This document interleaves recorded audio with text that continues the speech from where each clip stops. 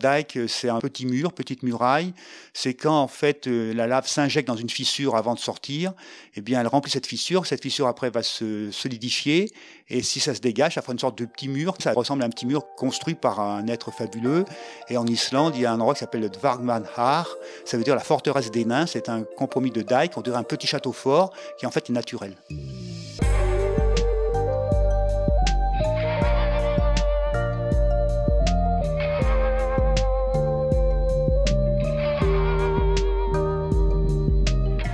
Bonjour à tous. Jacques-Marie Bardintzeff est volcanologue. Il n'y a pas de volcan actif en France métropolitaine, mais il y a 4 volcans actifs dans les dom-toms. 2 sont situés aux Antilles, dans une zone de subduction, c'est-à-dire là où une plaque tectonique passe sous une autre. Le premier s'appelle la Soufrière et est situé en Guadeloupe. Et le deuxième, la Montagne Pelée, en Martinique. La seule éruption catastrophique connue en France est d'ailleurs celle de la Montagne Pelée. C'était en Martinique, le 8 mai 1902. Elle a fait environ 29 000 morts, principalement à cause des nuées ardentes, et 2 survivants en ont réchappé, dont un prisonnier dans sa cellule, Louis-Auguste Siparis, un marin, condamné un mois auparavant pour une bagarre d'ivrogne. Le deuxième survivant est un cordonnier réfugié dans sa cave, Léon Compère. Le troisième volcan actif de France est le Piton de la Fournaise, situé à La Réunion, dans l'océan Indien, au sud-est de l'Afrique. Ce piton, contrairement aux 2 précédents, n'est pas à la frontière de plaques tectoniques, comme aux Antilles. Lui est posé sur un point chaud, une gigantesque poche de magma. Le 4e volcan actif français a été découvert récemment, en 2018, au large de Mayotte, non loin de la Réunion, dans l'océan Indien aussi, à 3000 mètres de profondeur sous l'eau. Les célèbres volcans d'Auvergne, dans la chaîne des Puys, dans le Massif central, ne sont pas actifs. Ces genoux endormis ont moins de 10 000 ans, et ils sont monogéniques, c'est-à-dire qu'ils n'ont fait et ne feront en tout et pour tout qu'une seule éruption. Le magma ne peut en effet pas remonter par leur cheminée désormais bouchée. Et s'il se réveille un jour, la lave devra alors se frayer un autre passage pour remonter. Mais comme à Naples, ça chauffe toujours sous ces volcans endormis. Des chercheurs français ont découvert un réservoir de magma liquide à 10 ou 12 km de profondeur sous le puits de Dôme. Et il est impossible de dire quand aura lieu la prochaine éruption. La dernière éruption en Auvergne date d'il y a 6700 ans, et elle nous a laissé le lac Pavin, dans le Puy-de-Dôme.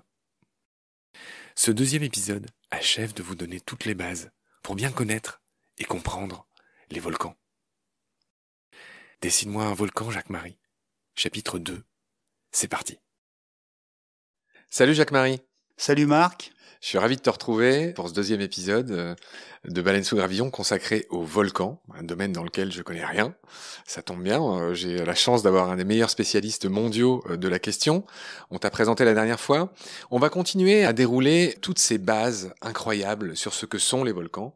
Et je voudrais qu'on commence aujourd'hui par ce qu'ils émettent, les matériaux émis par les volcans. Et je voudrais qu'on commence par parler des gaz. J'étais surpris, en préparant l'émission, de constater que 50 à 90% des gaz volcaniques sont de la vapeur d'eau. Oui, alors les gaz, c'est le moteur de l'éruption, c'est très important, ça qualifiera l'éruption d'explosive ou pas. Ces gaz, ils sont souvent étudiés, des spécialistes de volcanologie qui étudient les gaz en priorité, qui les collectent justement. Donc c'est vrai que la vapeur d'eau est le gaz majoritaire, c'est entre 50 et 99% du gaz qui est en vapeur d'eau. C'est important parce que, on en reparlera peut-être, mais quand les premiers volcans ont commencé à fonctionner au début de l'âge de la Terre, ils ont libéré de l'eau vapeur qui est devenue peut-être de l'eau liquide. Donc c'est peut-être le début de l'atmosphère et de l'hydrosphère, donc c'est un rôle important. Alors dans ce qui reste, il y a du gaz carbonique, puis également il y a des composés soufrés.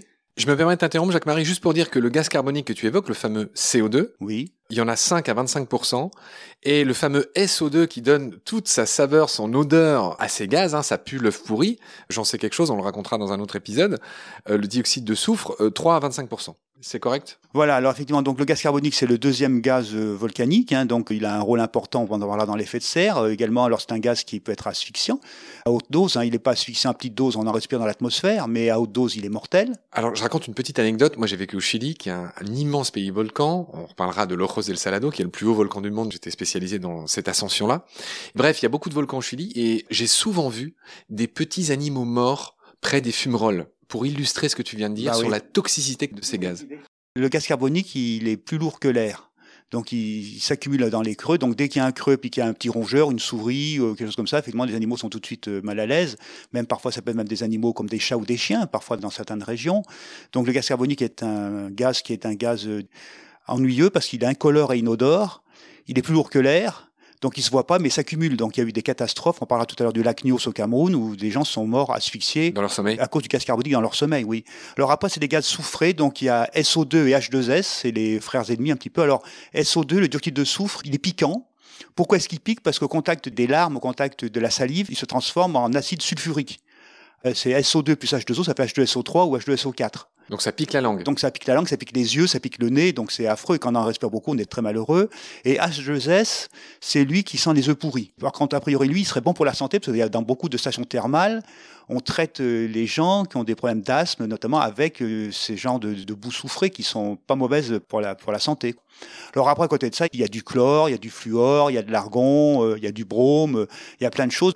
Les gaz volcaniques, c'est tout un monde, hein. Je voudrais te poser une question. On a parlé au dernier épisode de Haroun Tazieff. Je voudrais que tu me dises un mot. Tu fais un métier dangereux. Enfin, tu dis que c'est un gaz ennuyeux, le CO2, là où moi j'aurais dit mortel. C'est rigolo, vous n'avez pas la même appréciation des choses, mais je voudrais juste que tu me dises que vulcanologue n'est pas un métier de tout repos. Il y a eu beaucoup de gens qui sont morts. Est-ce que tu peux m'en citer quelques-uns? Oui, alors je disais le CO2 est ennuyeux parce qu'en fait il est quand même vital. Dans l'air qu'on respire, il y a 0,03% de CO2 ou 0,04 maintenant. Donc le gaz carbonique à petite dose, il est utile à la vie. Donc il n'est pas nocif. C'est à partir de 15% qu'il devient mortel. Donc à ce moment-là, effectivement, il peut tuer des gens, il peut asphyxier des personnes, c'est là qu'il devient redoutable. Donc c'est vrai que être volcanologue, c'est être près d'un voisin qui est parfois dangereux ou colérique, hein. Un volcan, il aura toujours le dernier mot. Donc c'est vrai qu'un volcan face à un humain, on ne fait pas le poids. Donc la sagesse, c'est de savoir aussi faire demi-tour, hein. C'est vrai qu'on ne peut pas défier un volcan. Enfin, moi, je me suis jamais de le faire. Ça m'est arrivé parfois de monter sur un volcan, par exemple sur l'Etna, me rendre compte que j'étais trop près, que les bombes nous tombaient derrière le dos, donc ils allaient plus loin que nous, donc on faisait demi-tour. Et malgré tout, j'ai des amis qui sont morts sur les volcans ou qui ont été gravement blessés, hein. Il y a un couple, là. Alors, il y a le Maurice et Katia Kraft, hein, que j'ai très bien connu aussi, qui était très sympathique, très populaire, qui faisait des super films, qui faisait des conférences passionnantes, qui sont morts au Japon, au Mont Zen, en 1991. Ça a choqué beaucoup de monde, bien sûr la communauté des volcanologues, mais plus que ça, parce qu'ils étaient très populaires. Et notamment, ils étaient très connus parce qu'ils faisaient un cycle de conférences du monde. Donc, je sais pas, mes grands-parents à Grenoble, quand Kraft passait, ils allaient le voir, ils s'étaient abonnés. Et donc, après la conférence, ma grand-mère allait voir Maurice, puis lui disait, moi, je suis la grand-mère de Jacques-Marie Bardanzef. À l'époque, j'étais débutant, comme ça. Et alors, Maurice lui disait, ah, oui, c'était un grand volcanologue, il était super sympa. Il disait à ma grand-mère, ouais, votre petit-fils, je le connais bien. Voilà, il en rajoutait, il était, bon, comme il faisait d'habitude, quoi. Et du coup, une petite anecdote, une anecdote triste, mais c'est quand ils sont morts, ma grand-mère leur a fait dire une messe pour eux. Elle s'appelle comment, ta grand-mère? Ma grand-mère, elle est décédée, elle s'appelait Marie. Marie, voilà. On lui fait un bisou, qu'elle soit. Oui, Jacques-Marie, voilà, c'est ça. Ah, tu as le nom de ta grand-mère? C'est indirect, mais oui, en partie, oui. D'accord, ok. Jacques-Marie, on va continuer à parler de ce qui est émis par les volcans. Il y a un mot que j'ai bien aimé, que j'ai appris en préparant l'émission, c'est tout ce qui est TEPHRA. T-E-P-H-R-A, S au pluriel. Donc là, c'est tout ce qui est cendre, si j'ai bien compris, lapilli, scorie, tout ça, Pierre Ponce. Moi, c'est un mot que j'aime beaucoup et que j'inculque à mes étudiants. Je leur dis à mes étudiants, si vous connaissez le mot téphra, vous avez fait un pas en avant énorme. Alors, téphra, c'est un mot grec qui veut dire cendre. Alors, soit on l'écrit à la grecque, c'est-à-dire T-E-P-H-R-A sans S, c'est un pluriel en grec, soit on le francise, alors on met un accent et un S, on peut dire les deux. Alors, dans mon livre Volcanologie, j'écris à la grecque, hein, donc j'écris sans accent, sans S, mais les deux sont possibles. Alors, les téphras, pour être simple, c'est tout ce qui est produit par les volcans qui n'est pas lave. Donc, on prend les coups des laves d'un côté, tout le reste, c'est des téphras. Donc, c'est ce que tu as dit, c'est un monde énorme, les téphras, c'est toutes les projections, les blocs, les ponces, les cendres, les lapilli. Donc, les téphras, on les classe par leur taille. Donc la taille, c'est 2 mm. Moins de 2 mm, ce sont les cendres fines, donc qui peuvent être propagées partout, qu'on peut aussi respirer ou inhaler, qui sont dangereuses. Entre 2 et 64 mm, c'est ce qu'on appelle les lapilli, c'est un mot italien ce coup-là. Lapilli, ça veut dire petite pierre en italien. Donc pareil, on ne met pas de S, c'est déjà un pluriel. Le singulier, ça serait lapillé. Et au-dessus de 64 mm, c'est ce qu'on appelle les bombes et les blocs, qui peuvent être jusqu'à des tailles de plusieurs mètres. La plus grosse bombe trouvée au Mexique faisait 8,50 m. Donc c'est la taille d'un autobus. Alors maintenant, petite anecdote, pourquoi 64 mm? Les gens vont me dire, mais quel chiffre bizarre, vous avez encore pris, je l'ai choisi. Alors non, parce qu'en fait c'est une puissance de 2. Donc 2 fois 2, 4, 8, 16, 32, 64. Voilà, tout simplement. Pas idiot. J'ai noté aussi, ça parlera à tous les jardiniers en herbe dont je suis, que la fameuse puzzolane vient des volcans. Bien sûr, alors jardinier en herbe, on l'est tous un peu aussi. Moi aussi, mon grand-père m'avait un peu inculqué des notions de jardinage. Donc respect aux jardiniers, professionnels ou amateurs, c'est le plus beau métier du monde. Hein. Donc c'est vrai que ces puzzolanes, elles sont intéressantes parce que comme elles sont poreuses, elles allègent le sol. Donc souvent, quand on a un sol un petit peu glaiseux, un peu argileux, qui est un peu lourd, stocke l'eau. De mettre de la puzzolane, ça allège le sol, ça stocke l'eau, ça l'amende. Mais c'est quoi la puzzolane? Ça fait partie de quoi? C'est des pierres ponces? Alors la puzzolane, non, pas vraiment. C'est de la lave avec vacuolaire, quoi. C'est de la lave avec des bulles de gaz, donc c'est une lave légère. Une ponce, c'est encore plus vacuolaire. Donc la puzzolane, c'est entre la ponce et la lave. Bon, grâce à toi, on comprend que les téphras, c'est tout ce qui n'est pas lave. Ce sont les autres projections. Ouais, c'est très important à connaître. Donc c'est un mot. Si les auditeurs retiennent le mot téphra, ils me feront plaisir. Alors moi, quand j'étais guide au Chili, j'étais fier d'expliquer à mes voyageurs qu'il y avait beaucoup de choses autour des volcans qui étaient pyroclastiques. Et donc, je veux bien que tu me fasses l'honneur d'expliquer c'est quoi. Alors ça aussi, c'est un mot célèbre. Alors pyros, c'est le feu en grec. Alors pyroclastique, ça veut dire cassé par le feu. Donc justement, ces produits pyroclastiques, en fait, c'est des téphras, c'est le synonyme. Donc tout ce qui est fragmenté, c'est des téphras, c'est des éléments pyroclastiques, c'est des fragments pyroclastiques. Et donc c'est l'ensemble des projections qui sont éjectées haut et loin autour des volcans. Parfait, j'ai compris. Débris pyroclastiques. On va parler de deux autres noms très rigolos qui, à mon avis, sont hawaïens, pour parler cette fois de la lave. Oui. Tu as bien fait le distinguo entre les téphras et la lave. Et maintenant, j'aimerais que tu m'expliques la différence, alors je ne sais pas si je le prononce bien, entre le Pahoehoe et le AA. Oui, c'est ça. Ça s'écrit P-A-H-O-E deux fois, donc P-O-O ou P-O-E-O-E, voilà. Et l'autre, c'est A'-A. Que sont ces mots? Alors, on ne dit pas oewe ou pas oi oi, on peut dire les deux. Ce sont des mots polynésiens, hawaïens polynésiens, qui signifient que ces deux types de lave que les Hawaïens connaissent sur leurs volcans, notamment à Hawaï, sur le Kilauea. Les coulées pas oi oi, c'est des coulées qui sont très fluides, donc ils ont une surface qui sont lisses, donc on peut marcher dessus facilement pieds nus, parce qu'autrefois les gens marchaient pieds nus sur les coulées. Donc on peut progresser assez facilement sur une coulée de lave, une fois qu'elle est refroidie bien sûr. Hein. Alors que les coulées AA, c'est des coulées qui sont au contraire rugueuses, qui sont scoriacées, donc marcher dessus, on se blesse affreusement les pieds, si on est pieds nus, on ne peut pas progresser dessus. Donc les Hawaïens ont vite fait la différence entre les deux, et donc ils marchaient sur les coulées pas oi, et ils marchaient pas sur les coulées AA. Alors c'est ce que je dis à mes étudiants, je dis par contre c'est des mots difficiles à placer dans une conversation, mais bon, le mot AA, il sert au cruciverbis, mais c'est également un fleuve français. En effet, merci. Ah, vraiment, on touche à tout dans cette émission grâce à toi. Jacques-Marie, j'ai noté qu'il y avait des lacs de lave. Je voudrais que tu me dises où sont les plus connus, c'est-à-dire des endroits, ça fait rêver. Lac de lave, où est-ce qu'on peut voir ça? Oui, alors un lac de lave, c'est exceptionnel. Pourquoi c'est exceptionnel? Parce que la lave s'accumule dans le cratère et il faut un équilibre thermique parfait parce que s'il fait trop chaud, la lave déborde. S'il fait trop froid, elle refroidit, elle se solidifie. Donc il faut une sorte de réglage parfait thermique sous le volcan pour que le lac de lave persiste. C'est un peu comme si on mettait sur sa plaque chauffante une casserole de lait, qu'on règle la casserole pour que le lait bout sans déborder. Donc il faudrait trouver un réglage mini-doux avec, alors là, pareil, les diablotins qui sont sous le volcan font pareil.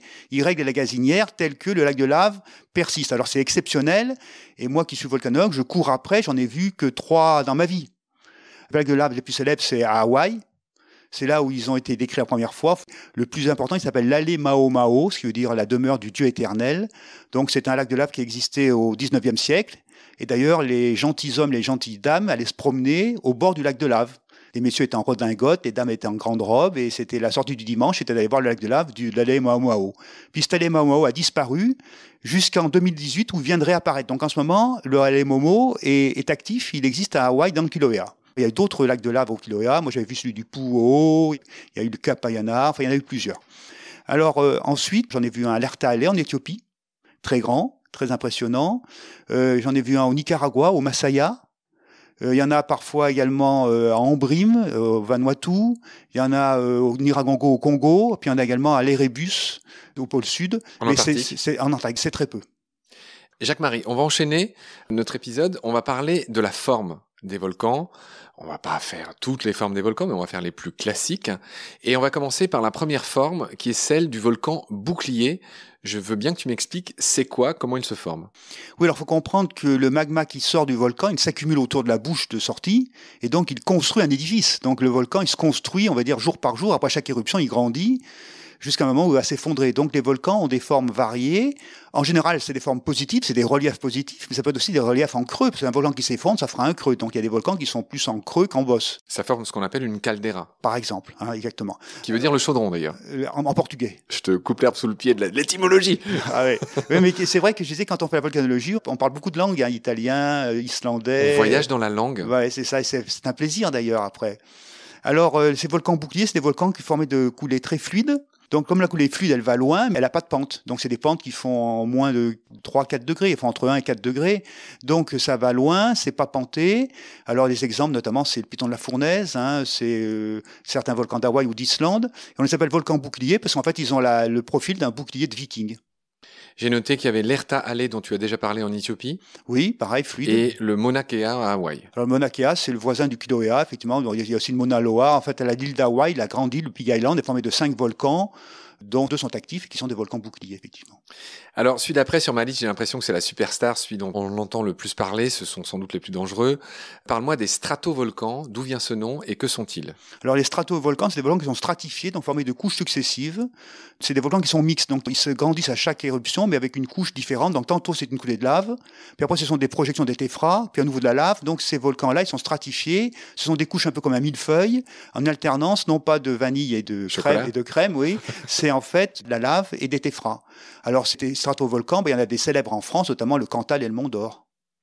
D'accord, il y a le Vésuve. Oui, le Vésuve, l'Etna. Le Fuji. Le Fujiyama, oui. Voilà, tout le monde voit très bien, pour le coup, c'est les volcans les plus célèbres. Le Merapi. Et puis des grands volcans, des volcans de grande taille, des volcans qui ont vécu longtemps, qui ont déjà plusieurs dizaines, voire centaines de milliers d'années, derrière eux et devant eux. D'accord. Pour dire les célèbres stratovolcans, il y en a beaucoup, mais je vais quand même citer le Merapi en Indonésie. Oui. Tu disais qu'il y avait beaucoup de volcans en Asie, la moitié des éruptions. Oui, très dangereux, le Merapi, très surveillé, très redoutable. Et le Saint-Hélène. Le volcan Saint-Hélène, c'est dans l'État de Washington, aux États-Unis, oui. Voilà, pas loin de Seattle. Voilà. Le volcan suivant sur ma liste, cher Jacques-Marie, c'est le volcan fissural. Qu'est-ce que c'est que ça? Alors ça, c'est quand des fissures s'ouvrent en longueur, donc c'est des volcans qui sont allongés. Donc c'est notamment le cas en Islande, parce que l'Islande, elle est sur la limite de 2 plaques, elle est entre la plaque Eurasie et la plaque Amérique du Nord, donc elle est parcourue par un réseau de fractures qui s'ouvre à tour de rôle. D'ailleurs, actuellement, à l'heure où on parle, il y a une fracture dans la péninsule de Reykjavik qui produit une éruption, donc il y a une éruption qui a commencé le 19 mars 2021 qui continue aujourd'hui, donc peut-être pas encore pour un certain temps. Il y a eu une éruption célèbre en Islande qui s'appelait le Laki, en 1783, qui a été une éruption qui a duré 9 mois et qui a été une éruption dramatique en Islande. Ok. Forme suivante, le dôme. Et là, on pense au Puy de Dôme. Est-ce que le Puy de Dôme, c'est un dôme? Oui, heureusement, sinon on serait plus crédible. Alors le dôme, c'est des laves visqueuses. Donc au lieu de couler, elles sortent un peu comme quand on ouvre du dentifrice, ça fait quelque chose de visqueux, donc ça fait une forme en chaudron renversé. Donc le Puy de Dôme est un dôme, mais dans la chaîne des puits, pour les Auvergnats, on va dire que le Cliarzou, effectivement le Sarcouy, ce sont également des exemples de dômes. Forme suivante, on l'a évoqué tout à l'heure, la caldeira.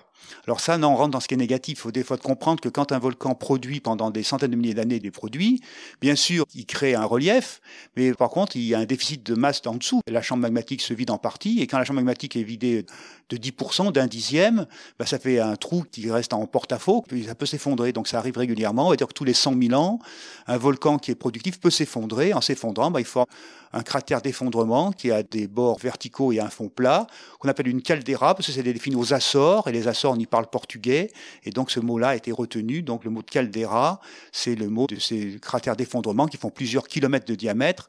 Le plus célèbre, le plus important, c'est Yellowstone aux États-Unis, où la caldeira fait 60 par 80 kilomètres. Donc elle est tellement grande qu'on ne la voit pas. Oui, autre caldeira célèbre, Santorin en Grèce. Oui, alors elle est très belle parce qu'elle est dans la mer. Donc en fait, c'est un anneau dans la mer. Et comme cet anneau est incomplet, la mer a envahi l'intérieur. Donc quand on va en bateau à Santorin, on rentre dans la caldeira.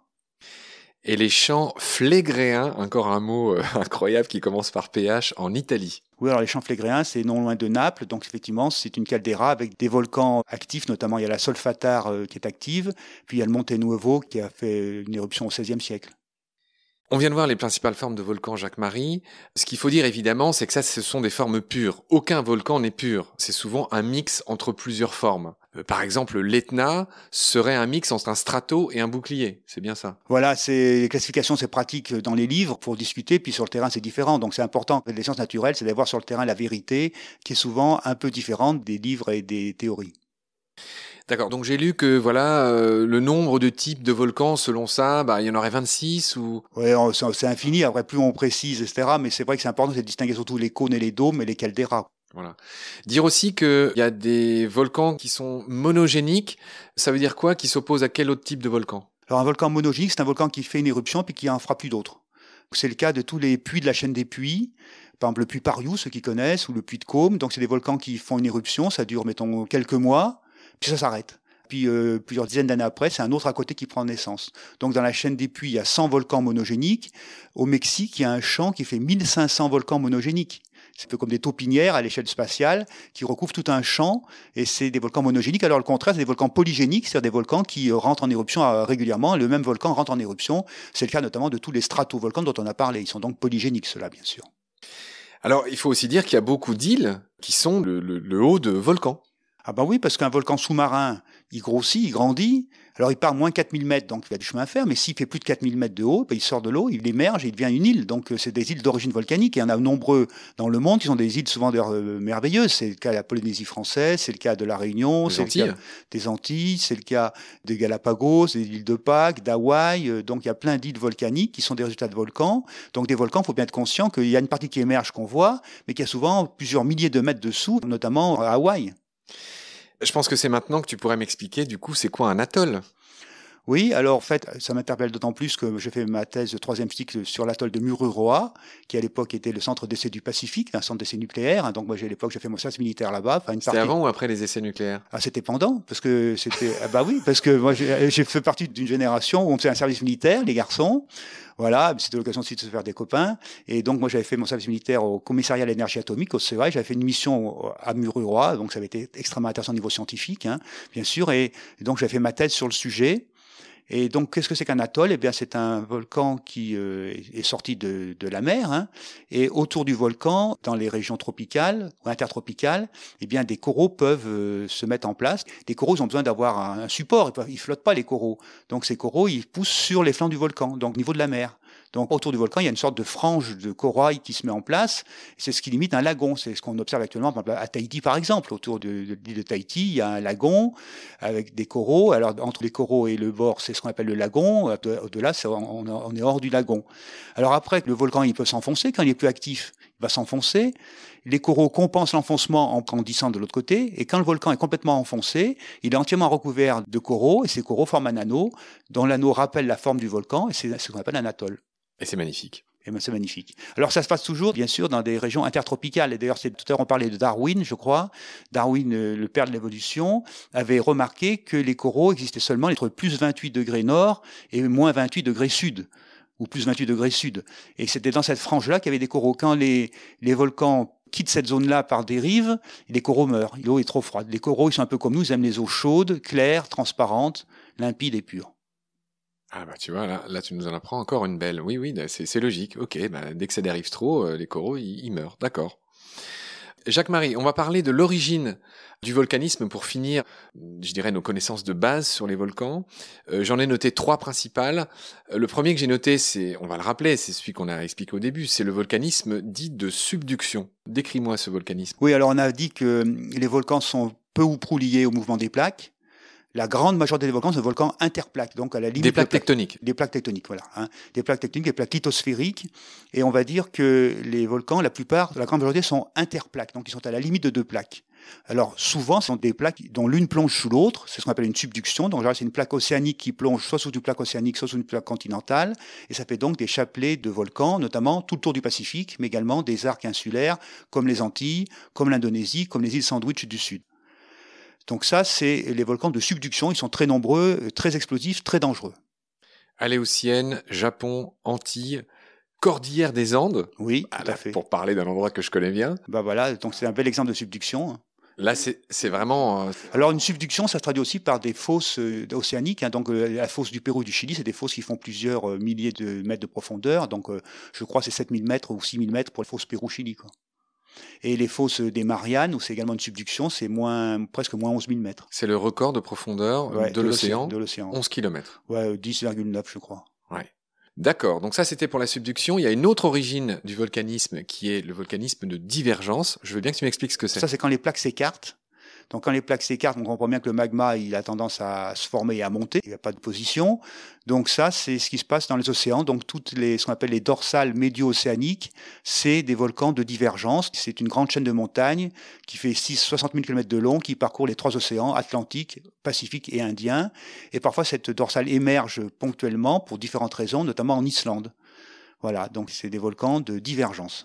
Je crois me souvenir dans mes cours que c'est en découvrant l'existence des dorsales qu'on a pu finir de prouver la théorie de la dérive des continents de Wegener. En tout cas, c'est un énorme argument. C'est parce qu'à ce moment-là, on avait un endroit où les plaques s'écartent, un endroit où elles se rapprochent. Et puis à ce moment-là, il y a eu des modélisations qui ont été faites. On a montré qu'on a pu calculer les vitesses de plaques. Il fallait bien sûr que sur le tour de la Terre, les vitesses d'expansion soient annulées par des vitesses de compression pour que la Terre ne doit ni gonfler ni diminuer. La Terre a un volume qui est constant et un diamètre constant. Ça a été montré par les astronomes. Donc il faut que les plaques se débrouillent entre elles pour que le pulse fait que ce qui se rentre d'un côté s'écarte de l'autre. Et donc c'est comme ça qu'on sait que les vitesses sont de l'ordre de quelques centimètres par an. Elles ont été modélisées d'abord pour cette plaque, puis pour plus de plaques. Alors le troisième et dernier type que j'ai noté d'origine du volcanisme, c'est ce qu'on appelle le volcanisme intraplaque ou du point chaud, du fameux hotspot. Alors ça justement c'est un peu l'exception. Tout à l'heure on a parlé des volcans interplaques. Quelques-uns sont originaux, ils sont intraplaques, ils sont au milieu d'une plaque. Pourquoi? Alors parce que là justement, parce qu'à un endroit il fait un peu plus chaud qu'ailleurs. Normalement il ne devrait pas y en avoir. Mais il y a une anomalie ponctuelle positive de température qu'on appellera un point chaud. Alors c'est un point, c'est pas un point. Hein.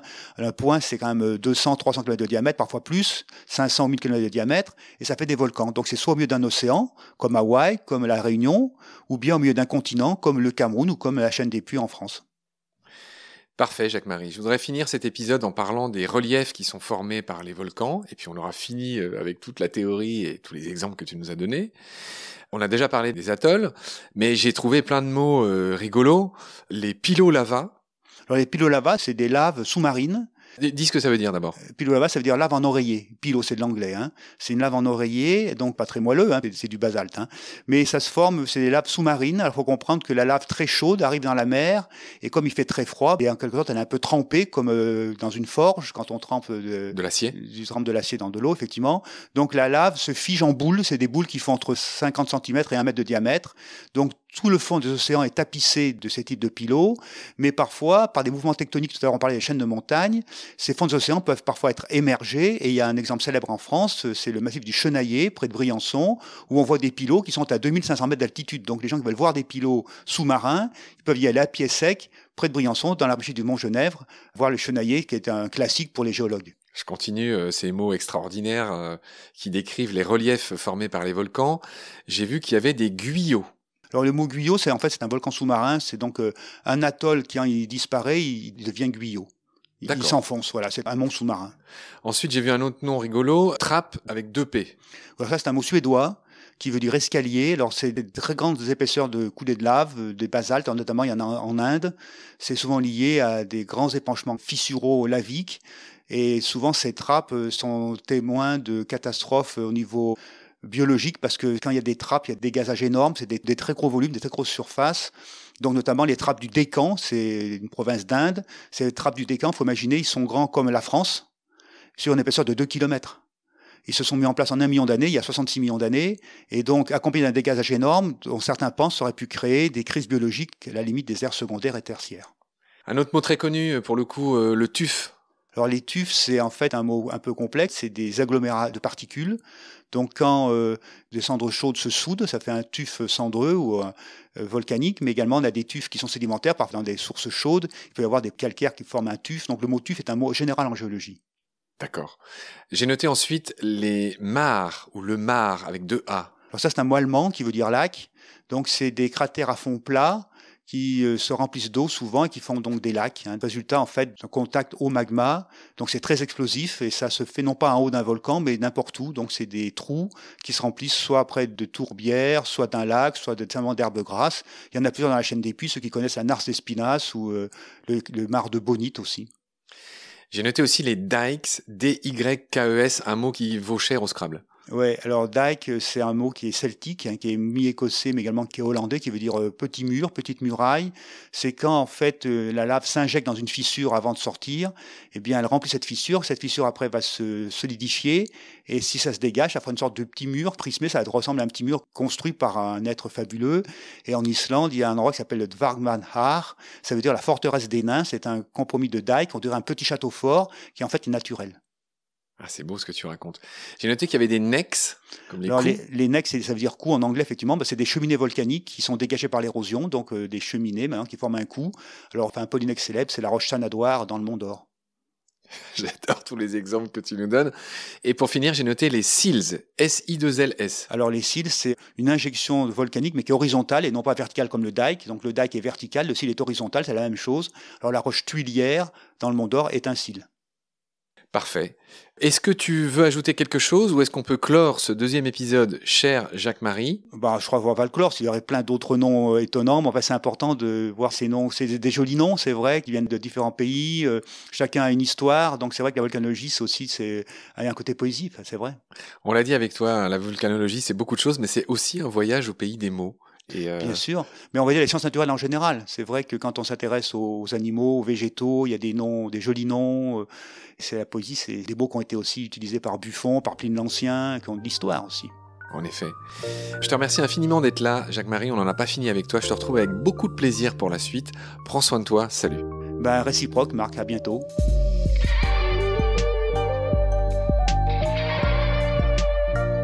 C'est la fin de cet épisode. Merci de l'avoir suivi. Baleine sous gravillon a la chance d'avoir un premier partenaire, Derven, une entreprise de génie écologique qui partage nos valeurs, celle du respect du vivant. Mais pour continuer, nous avons aussi besoin de votre soutien, qui consiste à s'abonner, à partager le lien de nos podcasts et ou à faire un don sur Hello Asso. Grand merci par avance.